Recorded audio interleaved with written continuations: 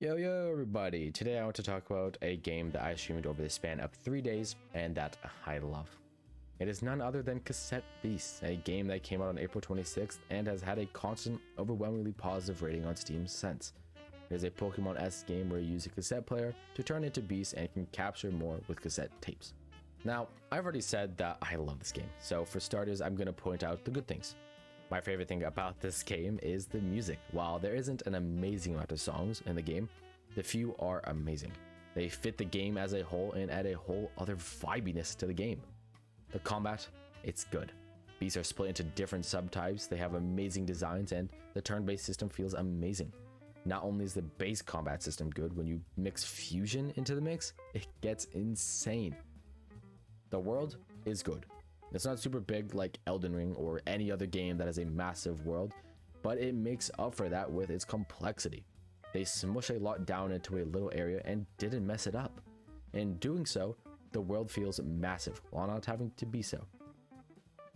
The characters. I loved basically everyone. They are all unique from each other and are actually entertaining to play with.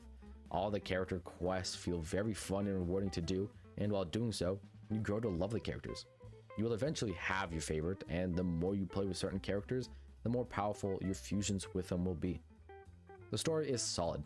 It's not super complex, but is very fun to get through, and I enjoyed it very much. I'm not going to say anything else because I don't want to spoil it, but it is fun nonetheless. The length. Now, when it comes to games and how much I'm willing to spend for it, I like to use the bang for your buck system. If you get more playtime hours than dollars you spend into it, it is worth it.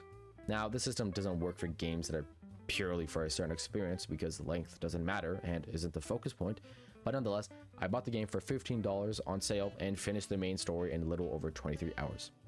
That being said, I still have all of the post-story content to do, which there is a lot.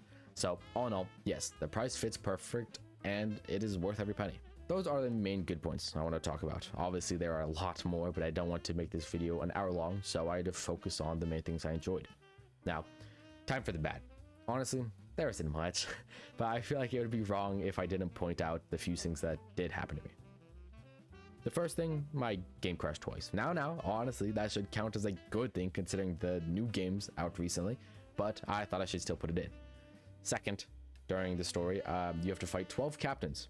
The first go around is very fun because you have to find them and you're exploring the world while doing so.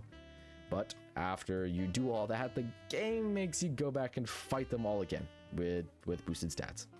I found the second go around to be very boring. Luckily, I had a chat to keep me company while doing so, but nonetheless, still very boring. Besides those two nitpicks, I can't really think of much or anything else. This game was amazing, and I would recommend it to anyone that remotely likes Pokemon-esque games or turn-based games. The game gets a 19 out of 20 from me, and I would recommend. But on that note, I will see you all next time.